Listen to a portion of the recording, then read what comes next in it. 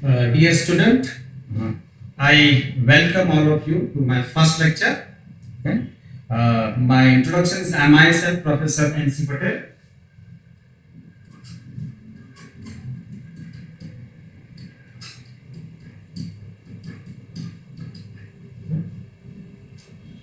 Myself, Professor Mahesh C. Patel, N.C. Patel, okay, belongs to the physics department, and I welcome all of you students to the first year BSc class. Okay, I wish your bright future in this college.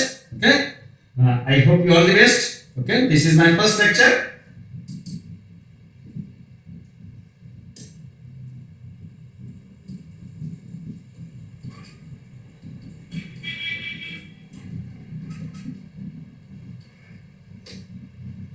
I am going to take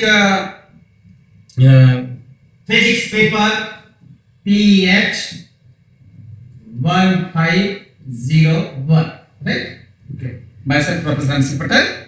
I am a physics teacher, belongs to physics department. I welcome all of you to the JNS College. Okay, in my first lecture.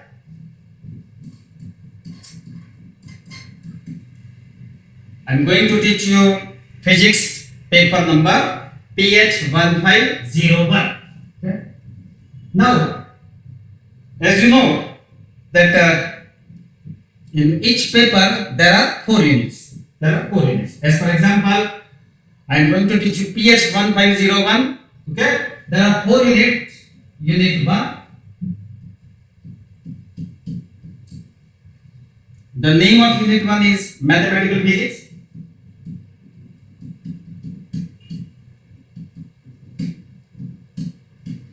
Name of unit 1 is mathematical physics. Unit 2. The name of unit 2 is base.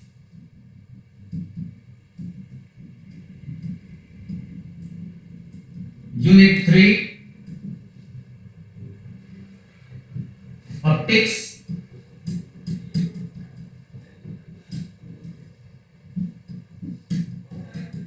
And unit 4, okay, is the thermoelectricity.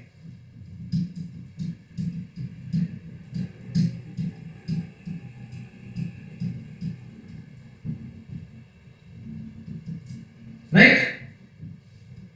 Okay, so physics paper PH 1501 consists 4 units. Unit 1 is mathematical physics. Unit 2 base, Unit 3 optics, and Unit 4 thermoelectricity. Okay, I am not going to teach you all the units. I am going to teach you Unit 3 only, that is optics. Okay, the remaining units will be taken by some other professors. As for example, mathematical physics, Gadvi sir will teach you base, Nandita ma'am will teach you thermoelectricity, Clement sir will teach you. Okay, so I have to concentrate on Unit 3 optics.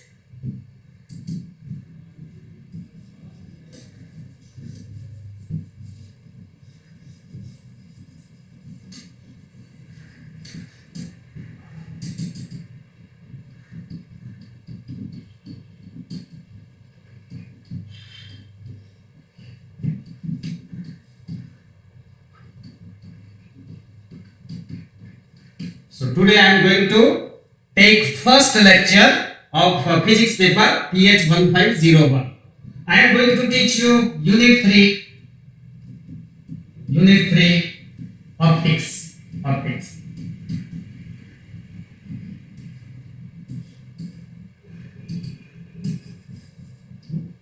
In physics paper PH 1501, in my first lecture, okay, I will start with Unit 3, that is the optics. Okay, and in exam, each unit 1, Unit 2, Unit 3 carries equal marks, 14 marks in university exam. Okay, so each units are carrying equal marks. Today we will concentrate on Unit 3, that is optics. Okay. The syllabus for Unit 3, I will upload on Moodle platform. You will verify, you will check the Moodle platform. You will get the syllabus for Unit 3 Optics. I will give the name of the textbook for this optics. So even name of the textbook for this syllabus is, yes, the name of the textbook for optics syllabus is a textbook of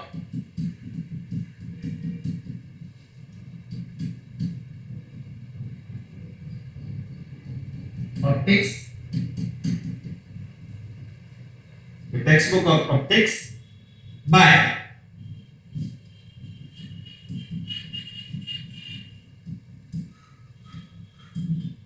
Subramaniam and Prijala. Right? So this is the name of the textbook from which the syllabus of Unit 3 is taken. A textbook of optics by Subramaniam and Bijlal. That is your textbook for Unit 3 syllabus of optics. Okay. So today I will give some introduction about the Unit 3. Okay. So I think you got. I have introduced myself. Professor Nancy Patel, going to teach you Physics paper 1501, Unit 3 Optics. Okay. I am also going to name of the textbook. A textbook of optics by Subramaniam and Bijlal. The Unit 3 Optics syllabus is taken from this textbook.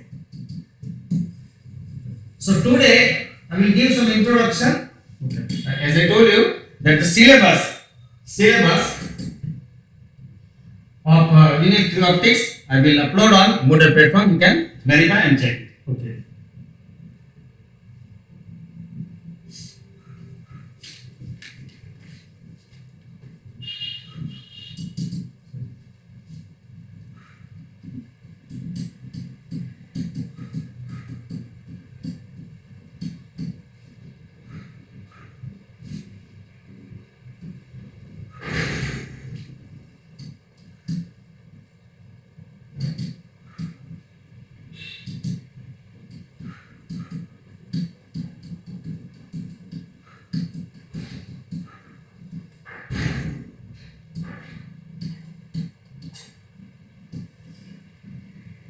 We shall start with the interference by thin films. So this is our first hearing for Unit 3 Optics.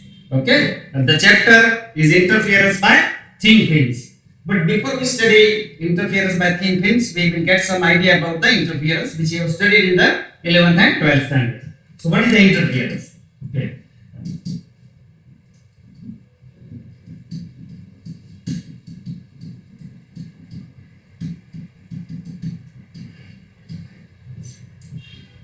So we shall start with the interference. The first chapter we are going to teach you in the Unit 3 Optics is interference by thin films. Okay. So first of all we will get the concept, idea about interference. What is the interference? Okay. You just please try to recall what is interference. Interference, you studied interference at 11th and 12th level. Okay. Interference is a physical effect produced by the superposition of two waves or more than two waves. So interference, I can write in this way, a physical effect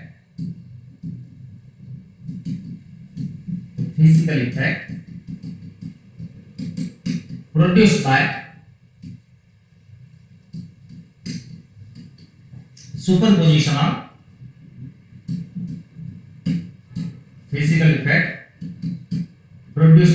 superposition of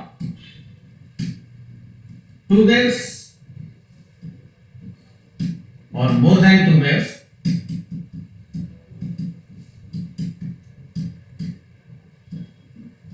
is called interference. Right? Physical effect. What is a physical effect that we are going to discuss later on? A physical effect, okay, produced by superposition of two waves or more than two waves is called interference.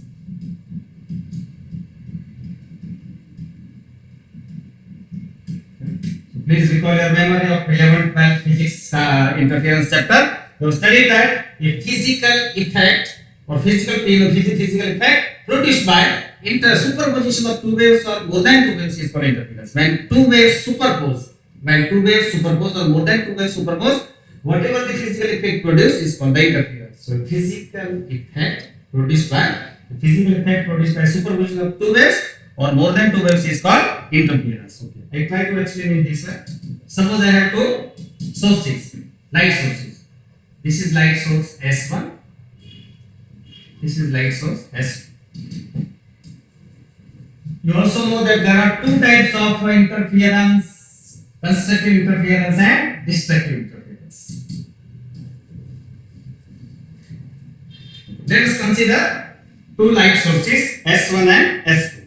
Let us consider two light sources S1 and S2, and we consider one screen here.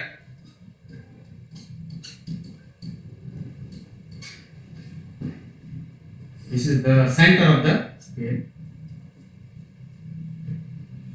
Okay. I consider one point P somewhere here, right? So S1 and S2 are two light sources.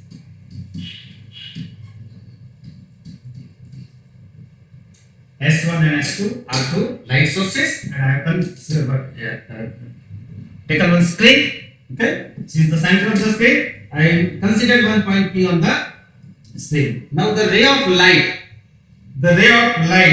emitted from source S1 travels distance R1 and reaches at point P. The ray of light emitted from source S2 travels distance R2 and reaches at point P. Suppose, as for example, the ray of light emitted from source S1 travels distance R1 is equal to 5 lambda to reach at point P, and the ray of light emitted from source S2 travel distance 6 lambda to reach at point P, right? So the ray of light emitted from light source S1 is traveling distance R1 5 lambda to reach at point P, and the ray of light emitted from source S2 travels distance R2 is equal to 6 lambda to reach at point P. Okay, so one ray is traveling distance 5 lambda, the other ray is traveling distance 6 lambda. So they are not traveling the same distance, so they are having path difference. You have studied in 11th class standard that path difference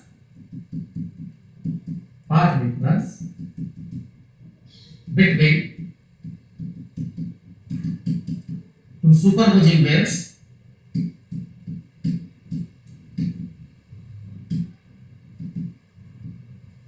is equal to, what is the equation of path difference?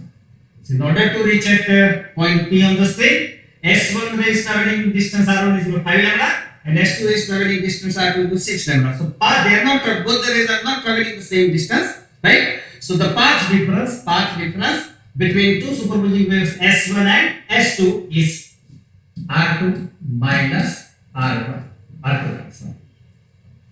What is R2? R2 is the distance traveled by the S2 ray, and R1 is the distance traveled by the S1 ray. Suppose, as I showed in the diagram, that S1 ray is traveling distance R1 is 5 lambda and S2 ray is traveling distance R1 is 6 lambda to reach at point P. So what is the path difference? R2 is 6 lambda, R1 is 5 lambda.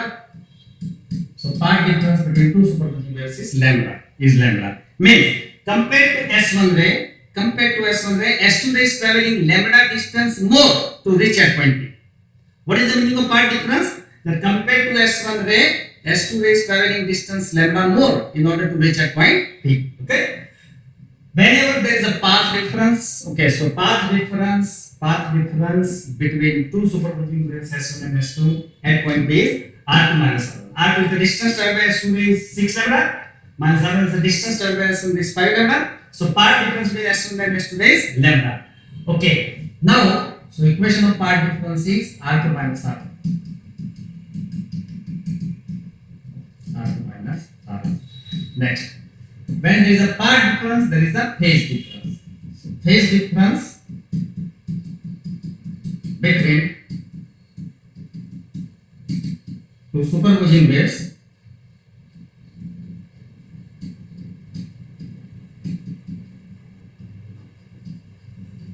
delta is equal to, you should remember the equation of path difference between two superposing waves. The part difference between two superposing waves is R2 minus R1 is multiplied with K. So if you multiply the path difference R2 minus R1, if you multiply the path difference R2 minus R1 by K, you will get the phase difference between two superposing waves. K is a wave vector.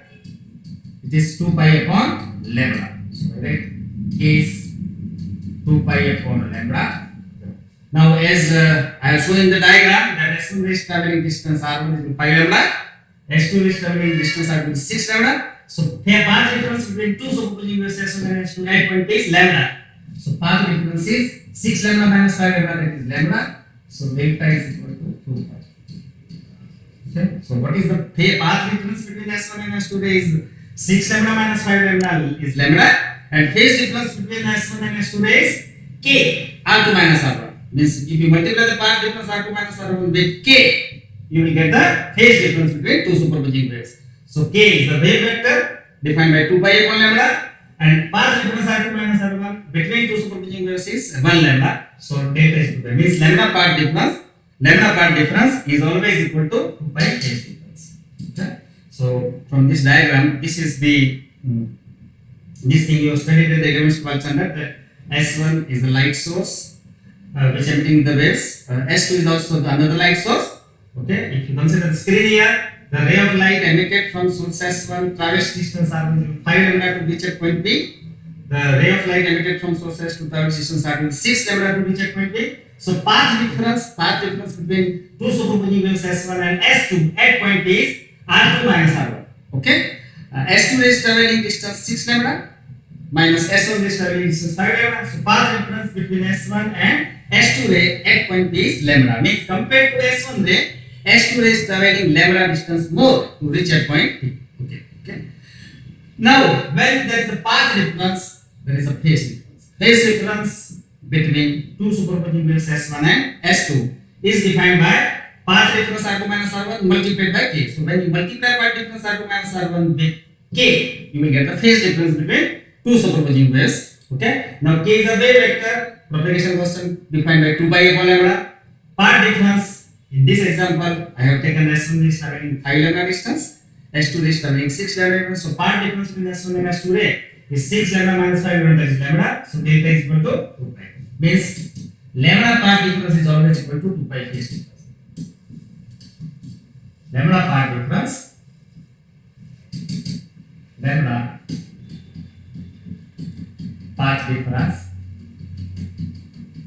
is always equal to 2 pi phase difference.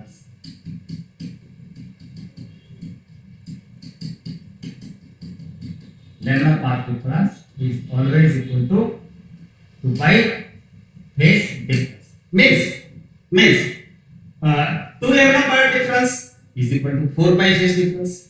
If lambda path difference is equal to 2 pi phase difference, then 2 lambda path difference is equal to 4 pi phase difference. 3 lambda path difference is equal to 6 pi path phase difference, like that. Okay. So lambda path difference is always corresponding to 2 pi phase difference. 2 pi path difference is equal to 4 pi phase difference. 3 lambda path difference is equal to 6 pi phase difference. I give you one more example. 50 lambda path difference is equal to how much phase difference? 100 pi phase difference, right? So lambda path difference is always corresponding to 2 pi phase difference. 2 lambda path difference corresponds to 4 pi phase difference. 3 lambda path difference is equal to 6 pi phase difference, and 50 lambda path difference is equal to 100 pi phase. Next, now there are two types of interference which you have studied in high school level. You know there are two types of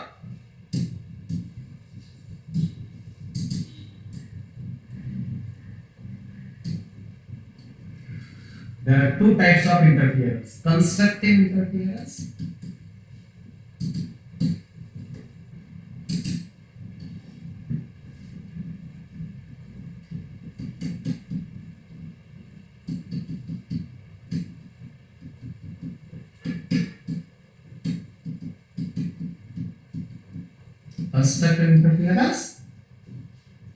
and second one is destructive interference.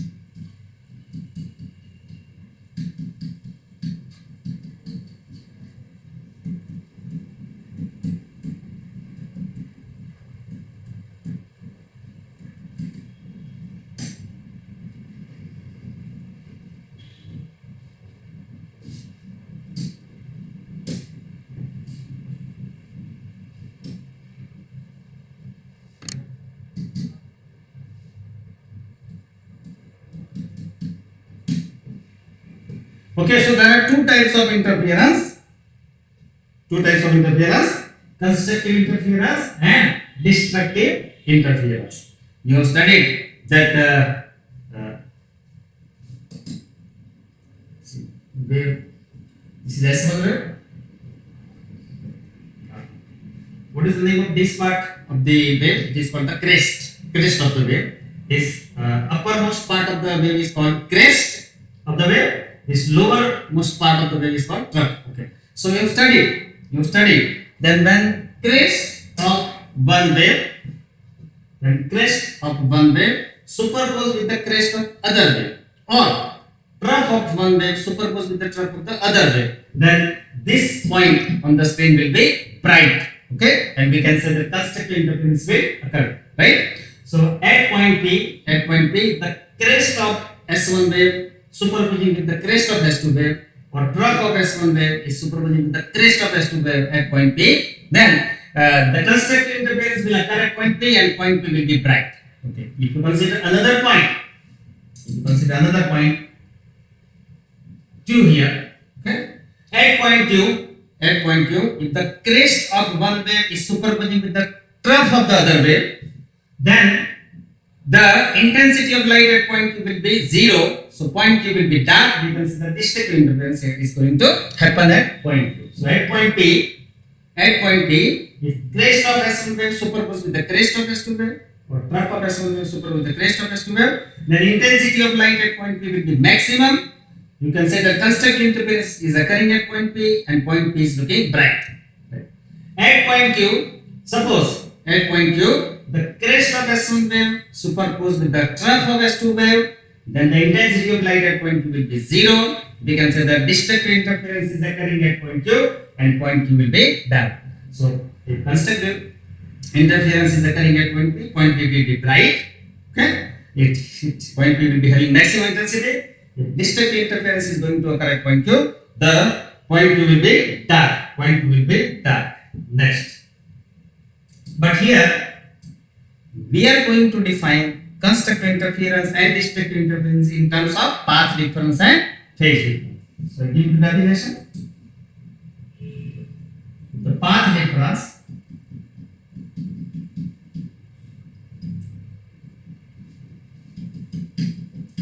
between two superposing waves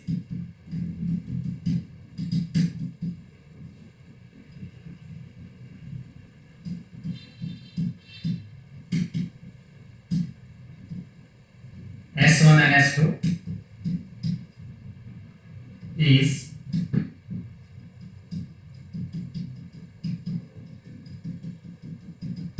zero, lambda, 2 lambda, n lambda. You studied this at the first year, at the 11th standard. That if the path difference between two superposing waves S1 and S2 at point P, okay, at different points on the screen is 0, lambda, 2 lambda, 3 lambda, n lambda, and phase difference is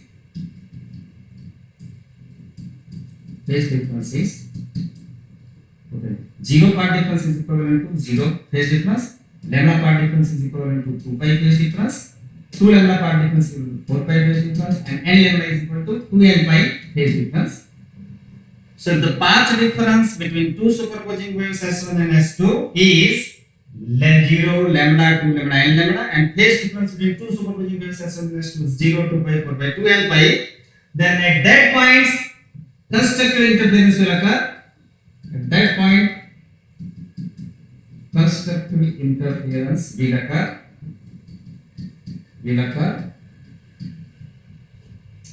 Okay. The intensity at that point. The intensity at that points, which points we are talking? We are talking about that points where the path difference is 0, lambda, 2 lambda, n lambda, and phase difference is 0, 2 pi, 4 pi, 2 n pi. At that point, intensity is maximum. So that points are looking bright. Okay. So this thing we have studied and 12th standard. That if the path difference between two superposing waves S1 and S2, if the path difference between two superposing waves S1 and S2, that is R2 minus R1, is path difference is 0, 1 lambda, 2 lambda, 3 lambda, n lambda, and the phase difference is 0, 2 pi, 4 pi, 2 n pi. At that points, which points we are talking? They are points about that points. The path difference is 0, 1 lambda, 2 lambda, 3 lambda, n lambda. At that points, constructive interference will occur. The intensity at that points is maximum, and that points will be looking bright, right? So this is the condition of constructive interference. That if the path difference between two superposing waves S1 and S2 is 0, 1 lambda, 2 lambda, 3 lambda, n lambda, and phase difference between two superposing waves S1 and S2 is 0, 2 pi, 4 pi, 2 n pi. At that points, where the path difference is 0, 1 lambda, 2 lambda, 3 lambda, n lambda, and phase difference is 0, 2 pi, 4 pi, 2 n pi. At that points, the intensity of light is maximum.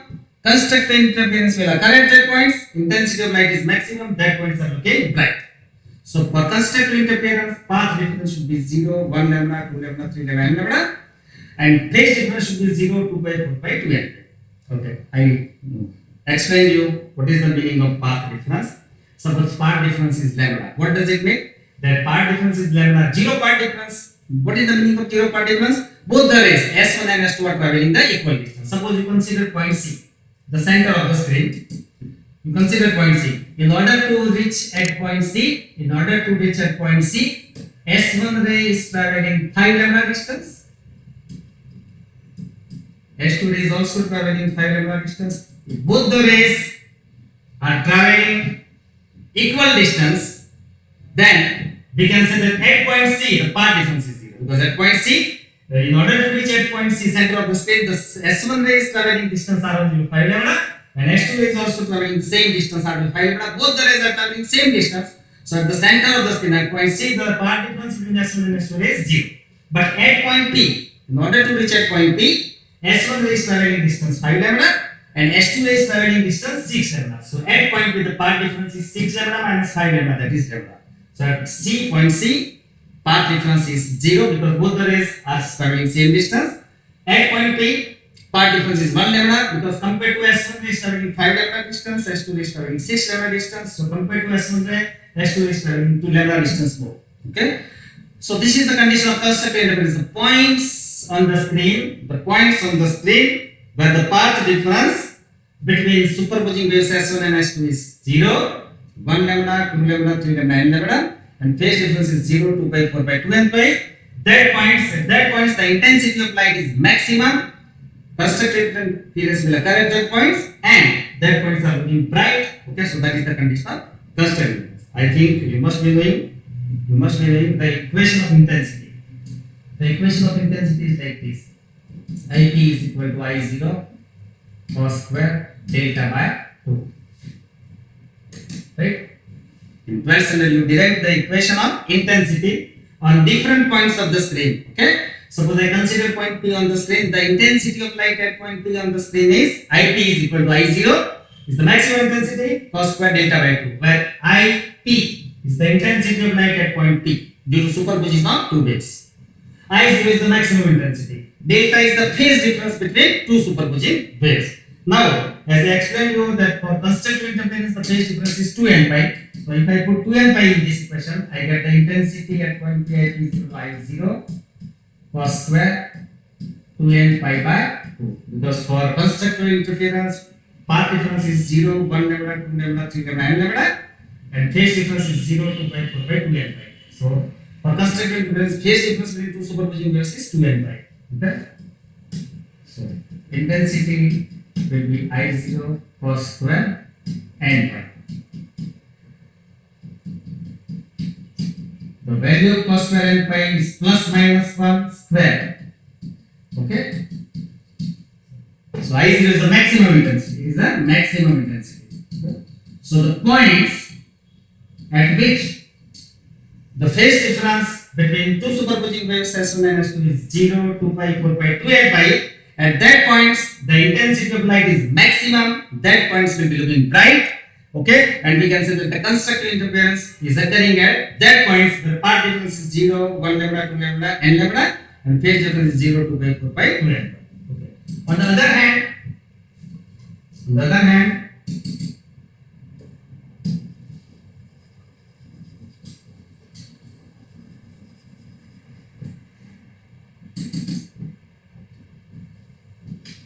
we will define destructive interference. At which points the destructive interference will occur, right? So, the points at which the path difference between two superposing waves. So, for destructive interference, path difference between two superposing waves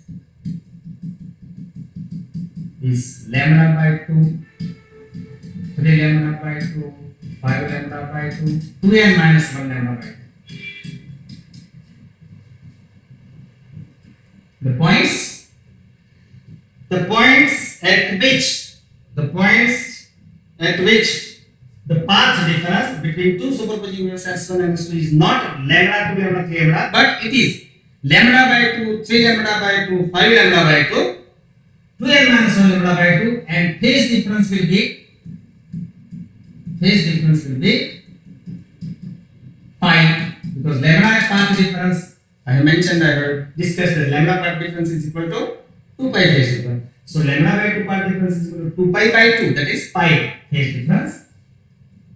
3 pi, 5 pi, 2n minus 1 pi. Okay. So I am talking about points. I am talking about that points where path difference between two superposing waves S1 and S2 is lambda by 2, 3 lambda by 2, 5 lambda by 2, 2n minus 1 lambda by 2, and phase difference between two superposing waves is pi, 3 pi, 5 pi, 2n minus 1 pi, right? The intensity at that points,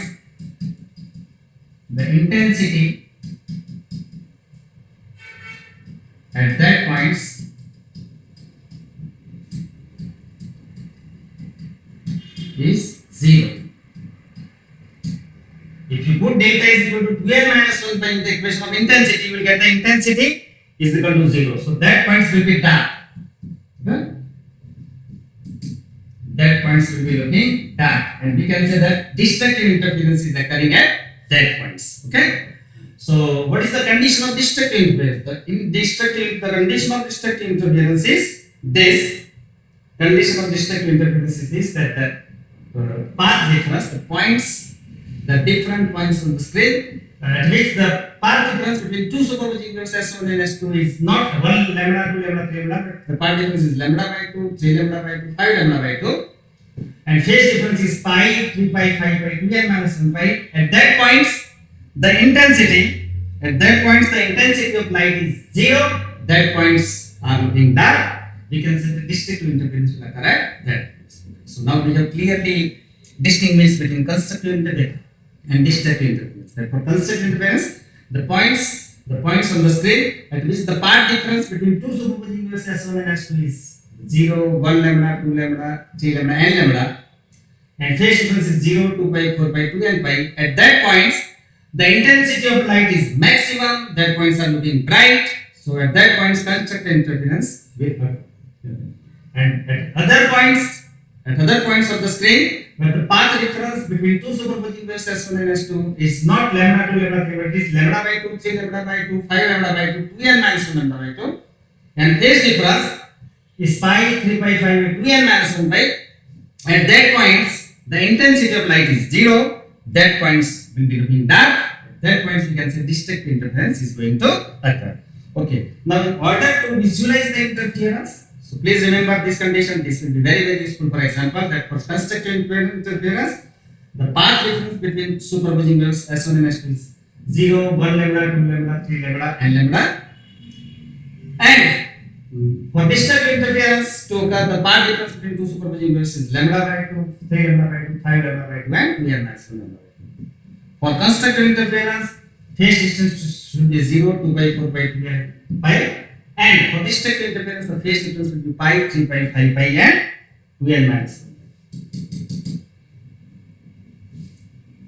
Now, if you want to visualize the interference,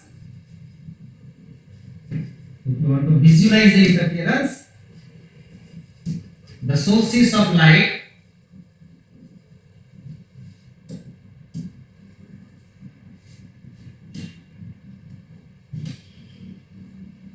you want to visualize the interference, the sources of light must be coherent. Coherent sources.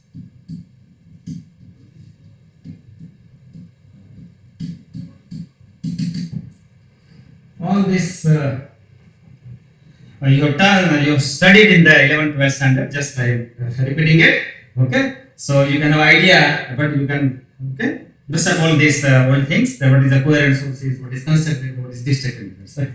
What is the coherent sources? Please try to recall the meaning of coherent sources. The meaning of coherent sources is this: that the sources, I give you the definition first, then explain. The sources of light. The sources of light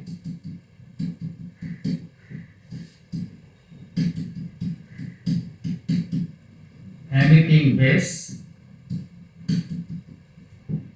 in the same phase or the sources of light. Here I consider two sources of light, S1 and S2. The sources of light S1 and S2 emitting waves in the same phase or having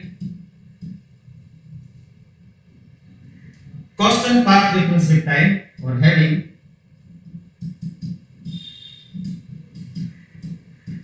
constant path difference with time are called coherent sources.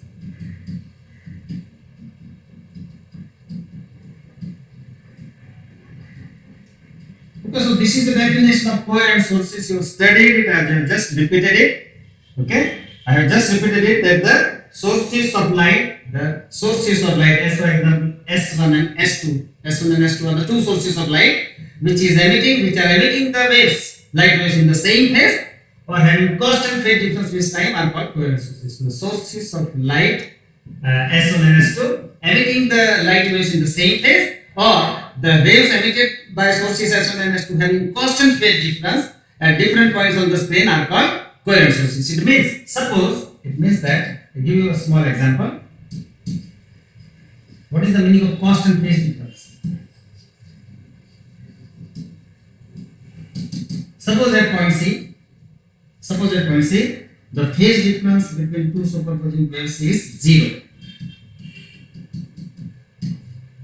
It should be 0 because both the rays are traveling equal distance to reach at point C. So the path difference between S1 and S2 ray is R2 minus R1, 5 lambda minus 5 lambda, that is 0. So if path difference is 0, phase difference is also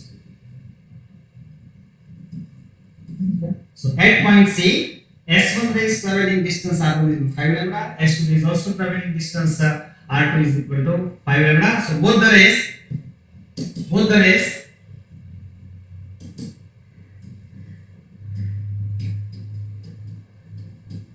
as I have shown in the diagram, in order to reach at point C, the midpoint of the screen, S1 ray is traveling distance R1 is 5 lambda and S2 is also traveling the same distance R2 is 5 lambda. Both the rays are traveling equal distance. So path difference at point C is 0. Path difference between two rays at point C is 0. If the path difference between S1 and S2 is 0, then phase difference is also 0. So C point, the path difference is 0, phase difference between S1 and S2 is 0. Then this phase difference 0 should remain constant at all the times. It should not change. See, if at any time the phase difference between two superposing waves S1 and S2 must be 0, it should not change. Okay, it should not be pi, it should not be 2 pi, it should not be 3 pi. If it is 0, then it should be 0 at all the times, right? Okay. Similarly, at point P, you can see that S1 ray is traveling distance 5 lambda and S2 ray is traveling distance 6 lambda. So path difference at point P is 6 lambda minus 5 lambda, that is lambda. And if path difference is lambda, then lambda path difference is corresponding to 2 pi phase difference. So phase difference at point P is 2 pi. So what is the meaning of constant phase difference? If phase difference at point C is 0, then it should be always 0. At all times the phase difference should be 0. It should not change. If the phase difference at between the phase difference between two superposing waves S1 and S2 at point P is 2 pi, then at all times, always the phase difference at point P should be 2 pi. It should not be 3 pi, it should not be pi. 2 pi is 2 pi. At all times, the phase difference should remain constant at 2 pi. And the phase difference is constant with time, then you can say that the sources of light S1 and S2 are coherent sources. And if you want to see the interference, the sources of light must be coherent. You want to see the interference, which is called the stationary interference. The visible interference is called stationary interference. For stationary interference, in order to visualize the interference, sources of light must be coherent. So I mentioned that also. To visualize the interference,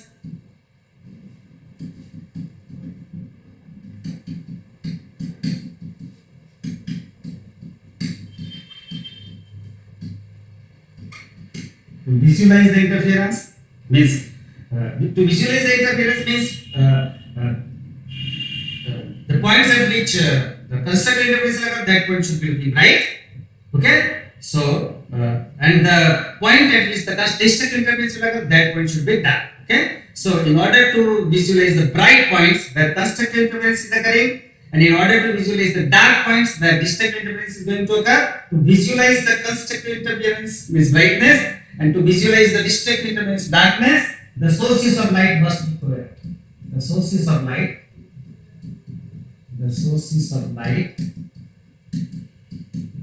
must be coherent.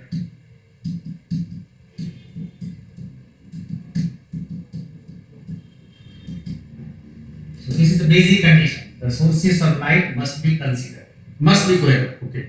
So in order to visualize the stationary interference, the brightness, in order to visualize the brightness at the constructive interference, and in order to visualize the darkness at the points where destructive interference occur, the sources of light must be coherent. If the sources of light are not coherent, you are not able to see the constructive interference and destructive. You are not able to see the brightness and darkness. So in order to visualize the brightness of constructive interference and darkness of destructive interference, the sources of light must be coherent. There are two methods of getting coherent sources.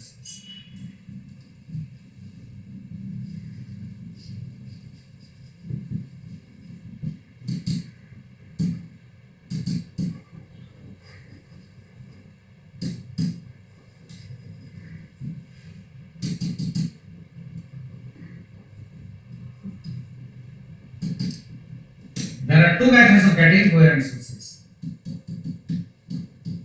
Because without coherent sources, we are not able to visualize the interference. So there are two methods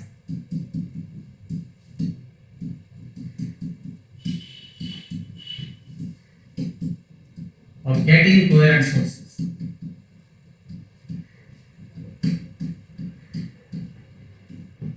There are two methods of getting coherent sources. Because without coherent sources, we are not able to see the constructive interference and destructive interference. We are not able to see the brightness in the constructive interference, and we are not able to see the darkness of the destructive interference. So, in order to visualize the interference, constructive interference and destructive interference, the sources of light must be coherent, and there are two methods of getting coherent sources. One method you have studied in 12th standard. The one method of getting the coherent sources is the division of wavefront.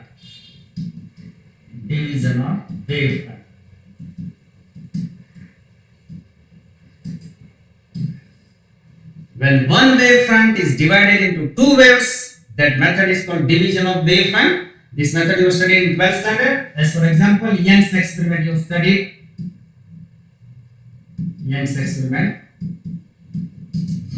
You studied at the 12th standard, 11th, 12th standard, and the coherent sources in the Young's experiment are obtained due to division of wavefront. The coherent sources are obtained due to division of wavefront in Young's double slit experiment. In Young's double slit experiment, coherent sources are produced or obtained by the division of wavefront. When one wavefront incident on two slit S1 and S2 is divided into two wavefront, one is emitted from slit S1 and another is emitted from source S2. When one wavefront is divided into two wavefront, then it is called division of wavefront. So in Young's experiment, coherent sources are obtained due to division of wavefront. One wavefront is incident on two states S1 and S2. S1 is emitting one wavefront, S2 is emitting another wavefront. So one wave is divided into two wavefront. That is for the division of wavefront. Okay. This Young's experiment we have studied at 12th standard, so we are not going to repeat it. The second method of getting coherent sources, which we are going to study this year, that is called division of amplitude. Division of amplitude. Division of amplitude. So this is the second method of getting the coherent sources. Okay. As for example, interference by thin films.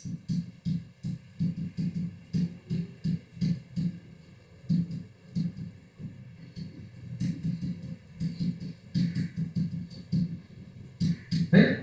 Okay, so there are two methods of getting coherent sources. One method of getting coherent sources is division of a wavefront. Okay, in Young's experiment, coherent sources are obtained due to division of wavefront, in which one wavefront is divided into two waves. Okay. The other method of getting the coherent sources is division of amplitude, in which amplitude of the wave is divided into two waves. Okay, example I have given interference by thin film. Okay, so this next lecture we will start interference by thin film. Now you have observed the thin film of oil, or you have also seen a shock bubble. Okay.